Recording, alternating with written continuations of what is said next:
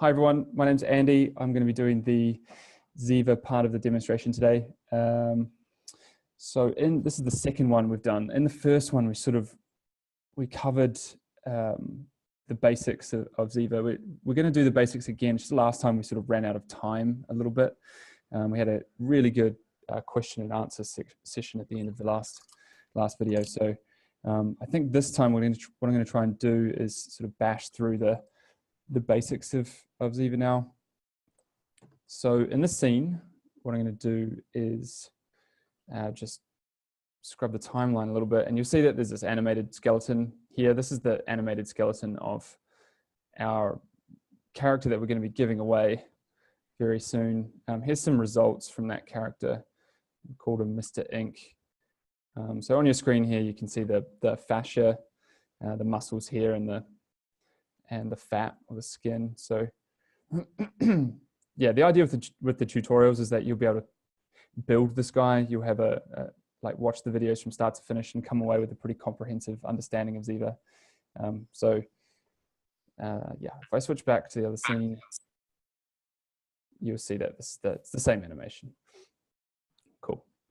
So this is an Alembic cache from the Puppet. So this has come from the interactive rig. So the idea is that the animator is responsible, well, when you're working with ZIVA characters, the animator is responsible for animating the bone motion of the character and making sure that the skeleton looks right through the shot. And then once he or she is finished, they'll publish the bone animation as an Alembic. And then what you do is the idea is you import in the Alembic and drive your ZIVA bones with that. So that's why I have that in this scene. So what I'll do is just move this to the side for a second.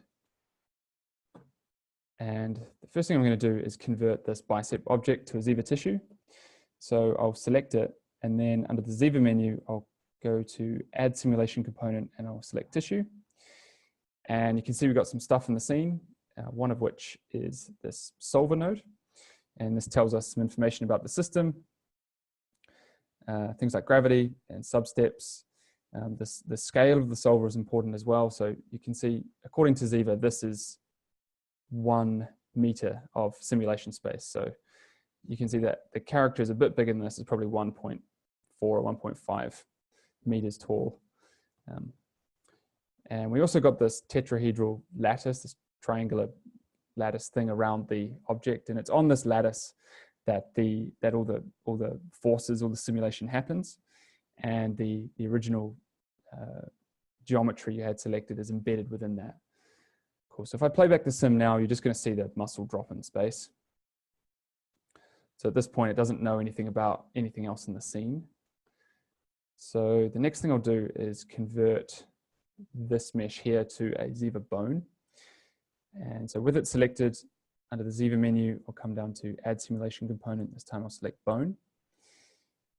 And where ZIVA bones and tissues differ is that tissues are dynamic objects.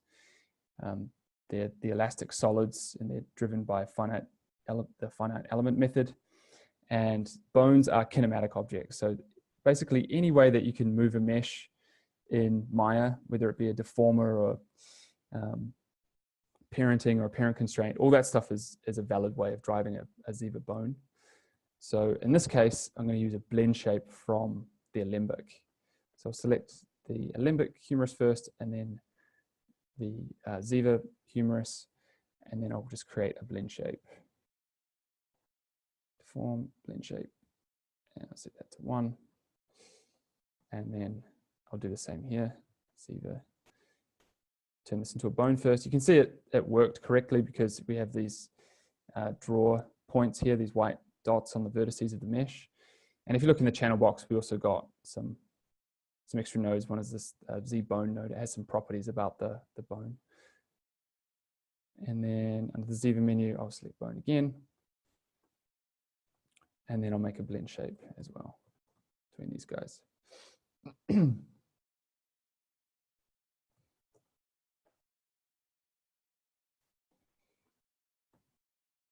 Cool. So now when I play back, the ZIVA bones are following along with the animated limbic, which is what we want, but you can see the muscle object is still falling in space. And it's not following along with the bones because basically we haven't told it to yet. So what we need to do is make some attachments between the origin and insertion of the muscle with the corresponding bones. So what I'll do is select a couple of vertices at the end here. I'll grab a few more. And then I'm going to shift select the humerus Z-bone object. And then I'm going to create an attachment. So under the ZIVA menu, I'll come down to add simulation component. This time I'll select attachment. And you can see that for every vertex we had selected, ZIVA's looked up the closest point on surface on the target object and has made an attachment between those 2 points. If you look in the channel box as well, you can see we've got a new node, the Z attachment node. Has some properties here about the attachment, which I can talk about in a bit. And then this time I'm going to select the other end of the bicep, shift select the radius, ZIVA add simulation component attachment again.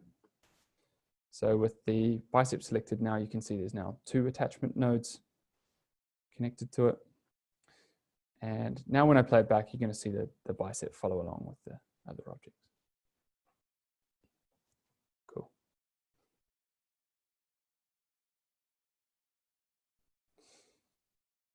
All right. So if you go back and look at the tissue again, you can see in here we've got some nodes that were created when we made the tissue. One of which is this ZTET node. So you remember I mentioned that all the forces are computed on this lattice here. This is made up of tetrahedra, and a tetrahedron is the smallest possible 3D primitive. And so the tissue object is basically represented by this tetrahedral mesh here. And so we can do cool things like change the resolution of the tet mesh on the fly. So I can change by altering this attribute here, tet size. I could make this something like 4. And you're going to see now that there's more tetrahedra representing this object, which means there's more degrees of freedom, which means you can get a nicer curvature or a higher degree of curvature with the object. So when I play it back now, you're going to see the muscles a bit more droopy, but there's nicer kind of curvature. There's a bit more kind of secondary motion, things like that.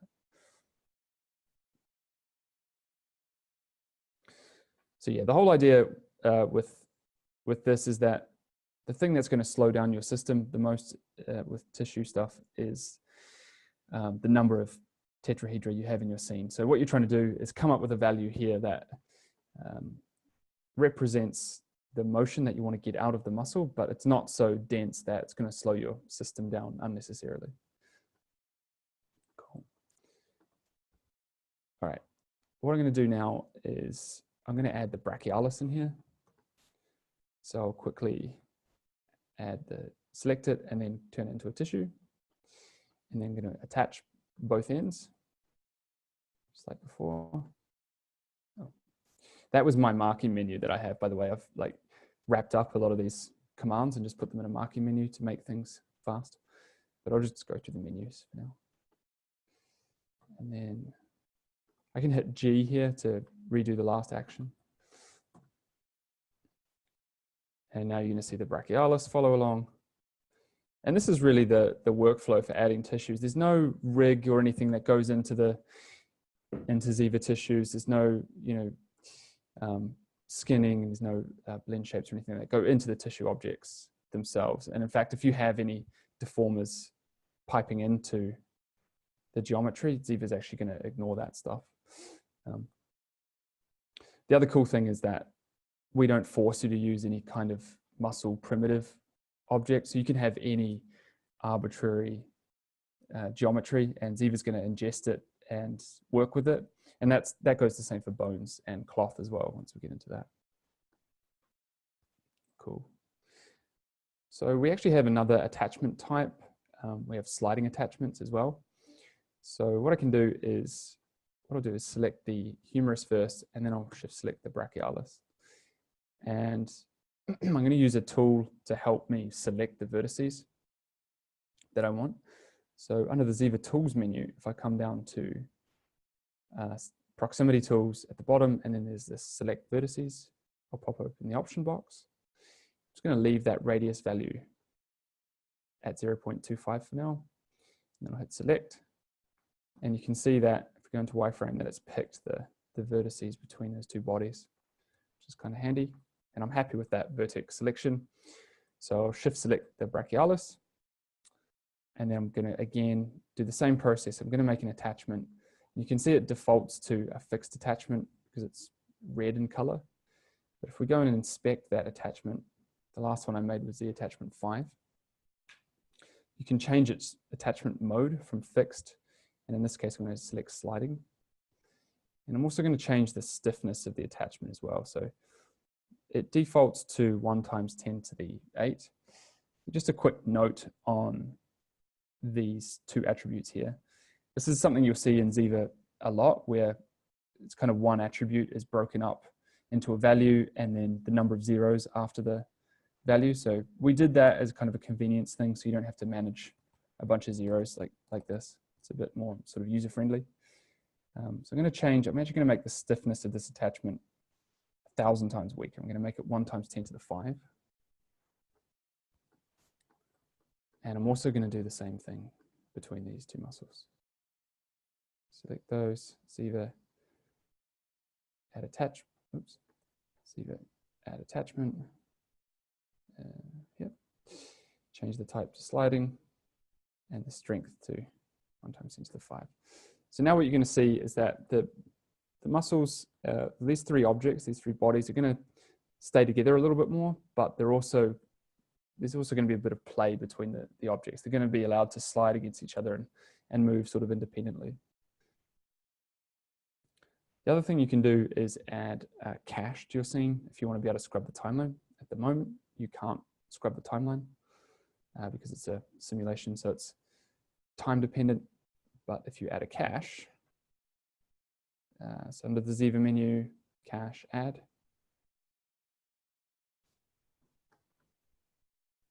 Now we can scrub. So if I play back now, you're going to see the objects don't come apart as much.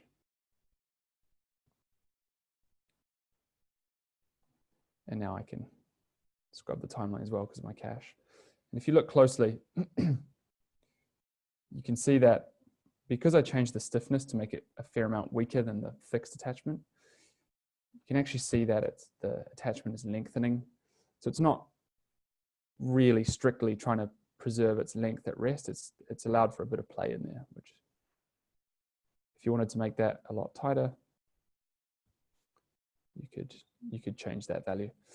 One more thing on that is if you want to edit the sliding attachment after you've made it, what you can do is select the object, which is the source object of the attachment, which is the one you selected first. And then you can, if you right click on it, you can come down to paint attachment. And that one was attachment 6. And you can see there's a grayscale map here. So you can edit this stuff on the fly once you've made it. You don't have to delete things.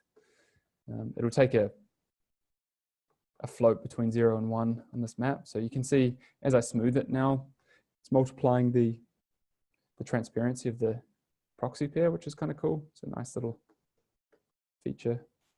So when I go out of paint, out of artisan, you can see now it's a bit hard because that's in the way. But get that. Cool.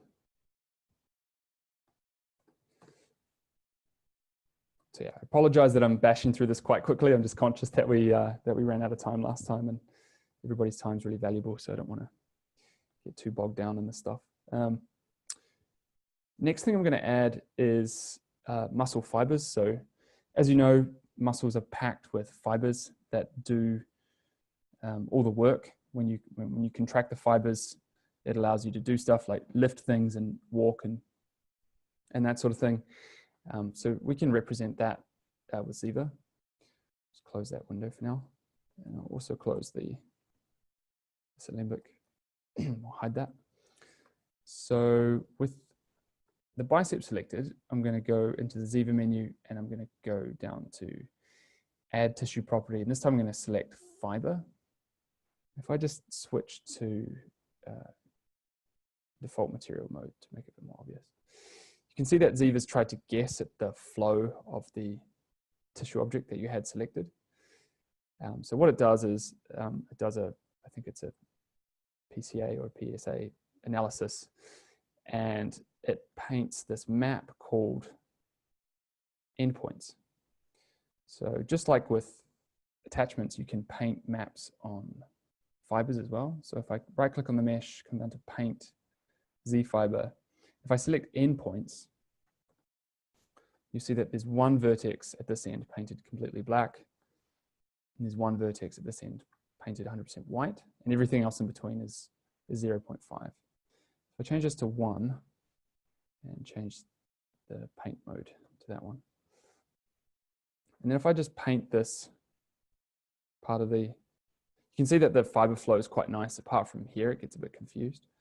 So I can just add this here, change that to 1. You can see it cleaned all that up. It's not too important, to be honest, at this end of the muscle, but just to show you that that capability is there. You can edit so much of Ziva's nodes after you make them, so that's cool. So if I have the muscle selected, go back to the channel box, you can see we have this Z fiber node. It has some properties. You can see strength here and then strength exponent. It's the same setup as we saw with stiffness on the attachments, with the exponential value separate. Come down a bit further, there's excitation. And so when excitation is 1, it means that the fiber is fully contracted, and it's going to try its best to contract the tissue based on the fiber field. So what we can do is you can connect things to this, or you could keyframe it, or you can set it, do a set adder on it. I'm just going to keyframe it. So say on frame 30, I'll set it to 0.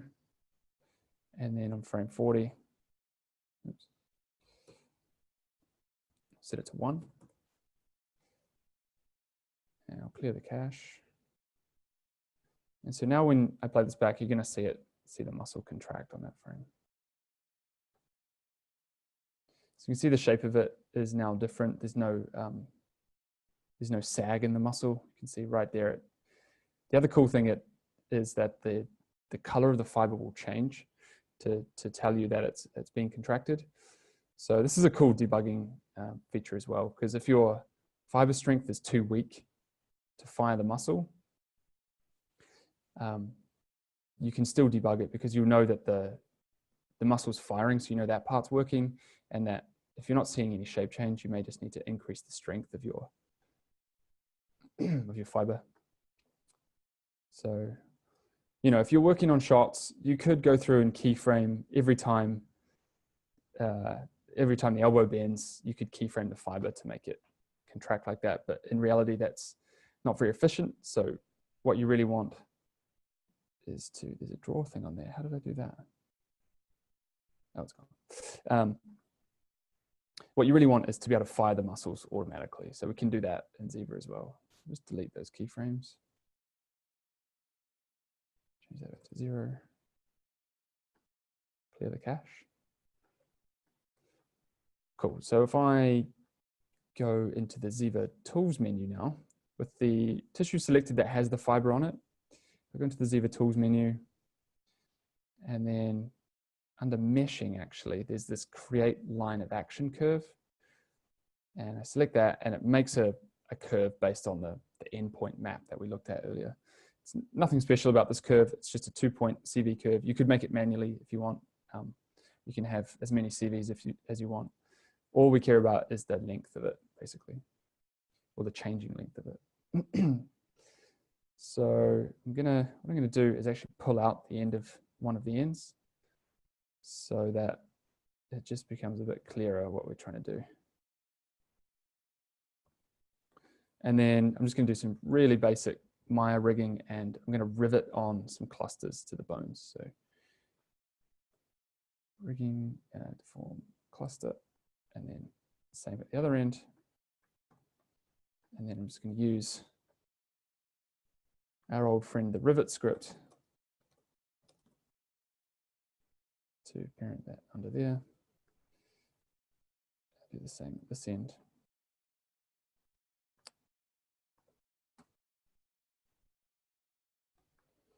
Cool. So you can see now that if I just go to random frames, the the curve is following the bones, which is right. And now what we want to do is build a line of action node, and the line of action node is going to manage, it's going to feed into the Z fiber we made earlier, and it's going to manage how excited the muscle gets based on this curve length. So I select the curve and then shift select the tissue with the fiber on it, come down to ZIVA and then add tissue property muscle line of action. Then if I select the curve, you can see one of its outputs is this Z line of action. And you can make it more sensitive to the change in the curve length by changing this pos sensitivity attribute. So I'm going to change it from 1, I'm going to make it 4 actually. And I'm also going to increase the strength of the fiber a little bit. I'm going to double it. So now when I play it back, hopefully you'll see the fiber start contracting based on that changing curve length.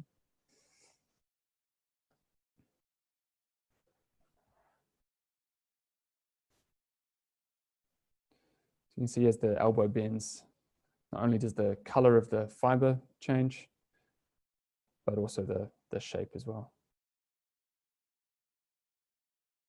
And you'll also notice now that the muscle isn't drooping anywhere near as much as we had it before, which is cool. And that is what you would expect. You would expect the muscle to tighten up as it's flexed.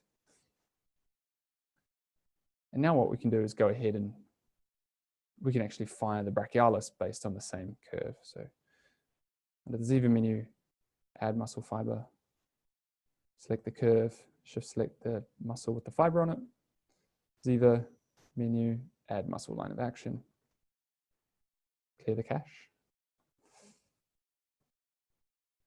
And now you're going to see both objects contract now. You can see that the brachialis isn't firing as hard as the bicep is, and that's because I didn't change the second line of action node. I didn't change the pos sensitivity attribute. So if I make that 4 as well. Now you'll see that they should change in a similar fashion. You can see this is all it's all non-destructive, so I didn't have to rebuild any other part of the system while I was adding to it. All the sliding attachments and everything's all still functional. So that's some pretty cool, powerful stuff.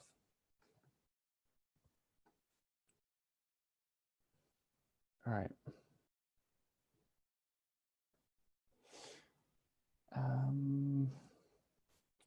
What I'll do now, I think, is jump into some material stuff.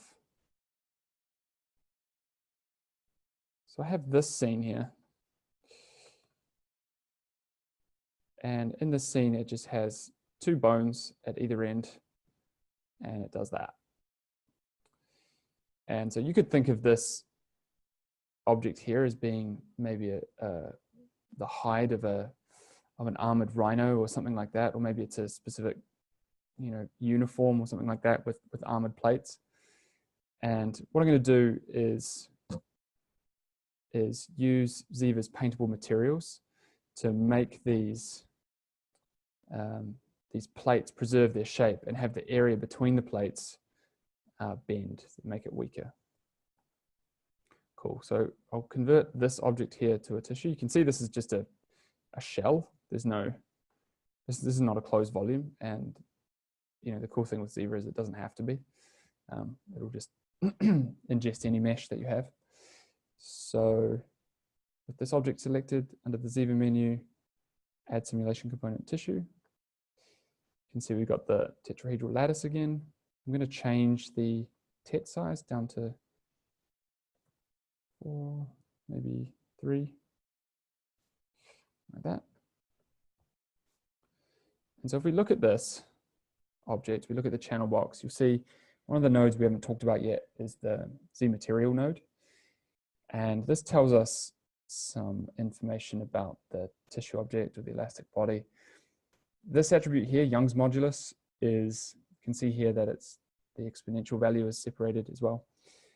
This refers to the object's stiffness. So the reason we didn't call it stiffness and we kept it as Young's modulus is because this is the engineering term. So you can actually go onto Wikipedia or other sources and look up the Young's modulus for different materials and plug those values in here, and ZIVA is going to reproduce that real world material behavior, which is a pretty cool thing. These three attributes here are to do with volume conservation. We won't get into that just now, but what I'm going to do is show you how to make the plates more rigid. Right. So the way you do that is you can stack up material layers. So if I select the object and then on the ZIVA menu, if I come down to add tissue property, I can select material layer. You can see now we have two materials. Now the idea is that the material on top takes precedence. So just like layers in Photoshop, if you paint an alpha channel, it'll reveal the properties of the layer underneath. So I'm going to make the layer on top quite rigid. I'll make it 1,000 times more rigid. So I'll make it 12 times 10 to the 6. And then I'm going to paint the alpha map on it. So right click on the mesh, hit paint, choose Z material 2. And I'll paint this really quickly.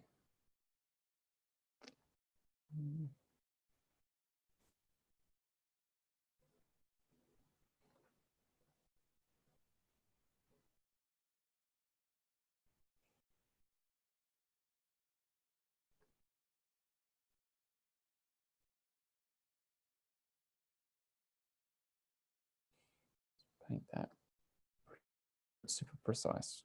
Everybody's got stuff to do.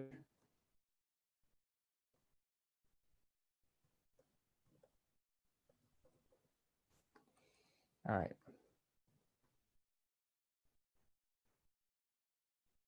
Oops. The other thing I need to do is attach the ends. So select a row of vertices at the top. Shift select the bone, ZIVA add attachment. Do the same at the bottom end.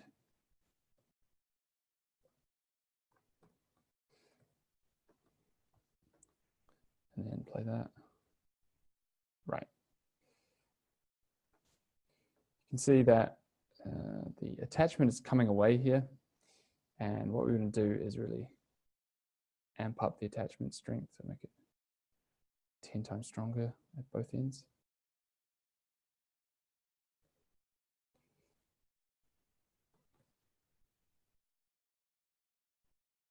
And clear it. Oh yeah, that's fine. Cool. So it's not perfect yet. You can see it's just still pretty, it's starting to do the right thing. The problem is there's not enough degrees of freedom on the areas between the plates. So another cool thing you can do in ZIVA is you can paint the resolution of the TET mesh with respect to the surface that you're tetrahedralizing. So if I right click on the mesh, come down to paint, this time I choose ZTET1 weights. I'm going to paint a white map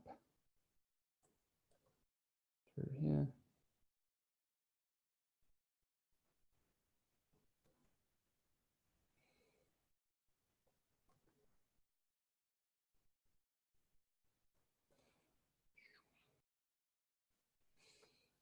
Paint this bit as well. Cool. So you can see that the TET mesh is updating as I paint, which is kind of cool feedback. And what's actually happening is that weight map is multiplying against the surface refinement attribute on the ZTET node. So you can think of this as number of divisions in a mesh smooth node, for instance. So the higher I make this 2, you're going to see that it's really, the TETs are getting really dense there now. This is going to start slowing down because what I mentioned earlier at the start is that the more TETs you have, the slower your system's going to be. So I could change this, change the original TET size to maybe 4, get something that looks about right. And hopefully now and play this back.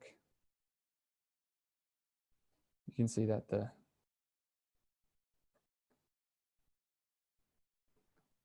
objects are preserving their, sorry, that the plates are preserving their shape, and the area between them is a lot more flexible.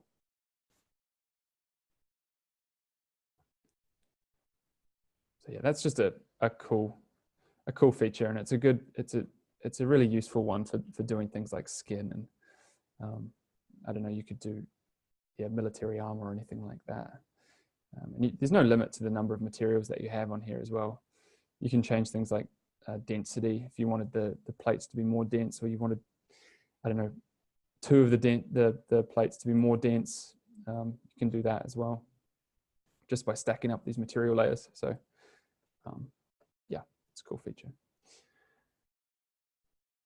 All right. I think we should probably leave the tissue stuff there. Ashton, I don't know if you were listening. Yep. Hi. Hi. That's great. So is that everything you're planning to show for today's demonstration? There's cloth as well. I don't know if we want to go through some of the cloth stuff I've done. I think based on the number of questions that have come through, we do have time if you wanted to go through some cloth stuff. James Jacobs, as everybody might have noticed, has been in the chat. He's a participant in this webinar, and he's been helping answer some of the questions that are coming in. Cool. For anyone who doesn't know, James Jacobs is the co-founder and co-CEO of ZIVA Dynamics. So he is plenty able to answer your questions in detail as well. Yeah, if you want to go into the cloth stuff, I mean, it's up to you. I know we had some questions submitted prior to the webinar starting. So if you feel like those will take up a fair bit of time, feel free to jump into those. But if that's cool, seems like a good idea, go for it. I'll just do a quick cloth. I'll just do an off script one, because I feel like it. Thanks. Okay, tutorials, scenes, samples. Where was that? Demo. Okay. All right, so what I'll show here is how to use the cloth solver to help you model some stuff in ZIVA. So when you're making fascia or you're making fat, what you want is two surfaces basically to start with. One of the surfaces wants to be pretty tight to the muscles and bones, and the other surface is basically follows the contours of the skin. And the area, the void, if you like, between those surfaces is what makes up your fat. So if you were to model a fascia, you could start with a model that is conforming to the skin, and you can use the cloth solver to help you model the actual fascia. So in the scene, these objects are not moving, they're just static. I've just copy pasted them from the muscle setup, and I've just got this object here that I've called fascia, and I'm going to convert it to a ZIVA cloth. So under the ZIVA menu, I'll come down to add simulation component, and this time instead of selecting tissue or bone, I'll select cloth. Now our cloth solver is a purpose-built tool for doing fascia. It's a really, really powerful way of doing this stuff. It's a really great way of getting sliding effects. It's super stable, and yeah, you don't have to do much. It works really well out of the box, which is a really great feature of ZIVA. I think it's something that really sets us apart.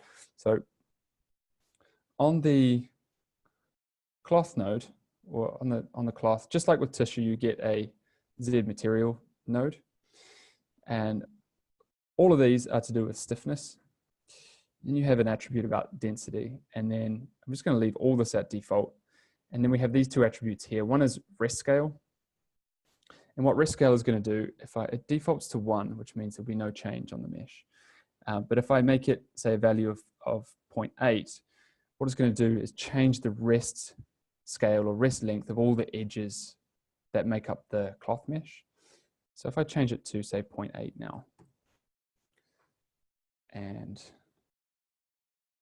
play back one frame. Hopefully you see, okay. So what happened was when I played back one frame, the whole thing jumped and a lot of the collisions got missed. So these green draw points here are collisions. I didn't cover collisions in the tissue part, well, but we can look at them here. So ZIVA's collision model is a point and volume test. So what's happening is every vertex on the cloth mesh is being tested against these ZIVA bone objects. And it's going, if it's inside the volume, I'm going to try and push it out. And because we jumped so much in the first frame, ZIVA didn't get a chance to resolve the inside-outside check or the point and volume check properly. So what we really want to be able to do is ramp on this effect over time. So we can do that if I go into the cloth node. There's an envelope attribute here, and it defaults to 1. But if I set it to 0 and then key this on over, say, 10 frames, hopefully now you'll see that. And I'm off script now, so it might not work. But if I play this back now, hopefully you'll see that ZIVA gets a chance to resolve those collisions.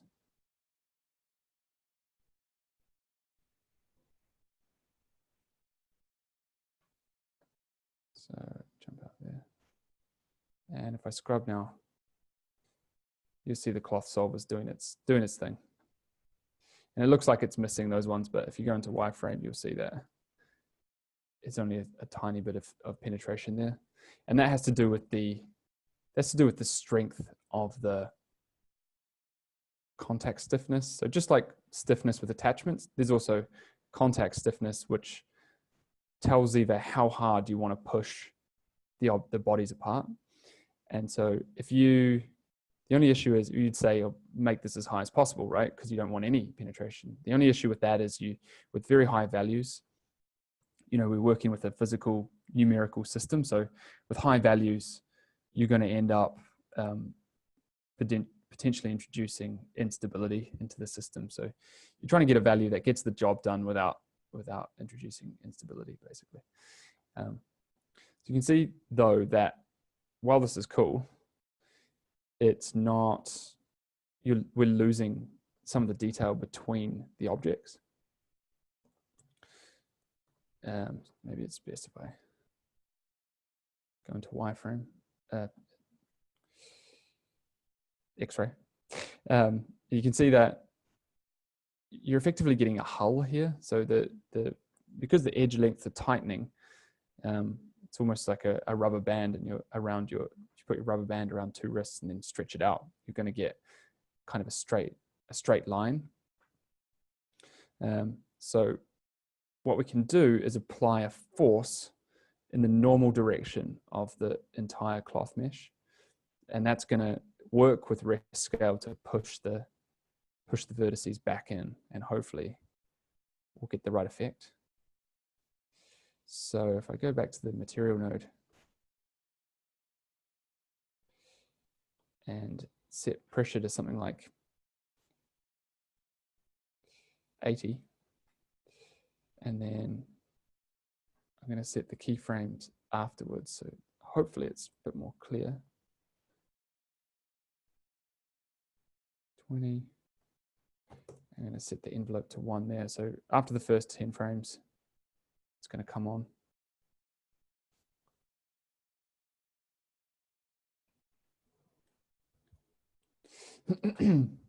And so the whole idea is that with this is just to help you model it, but you use the same process when it comes to doing actual shot work.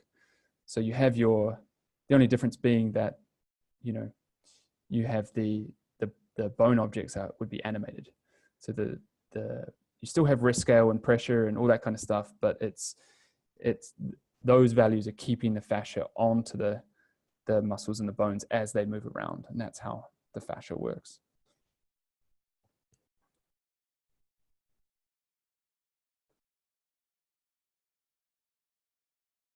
Cool. So hopefully now on those last, you can see on those last 10 frames, some of the muscle definition starting to come back, and that's exactly what we wanted to see. You'll notice as well that the arms are riding up, right? That's just all you need to do to fix that is make an attachment.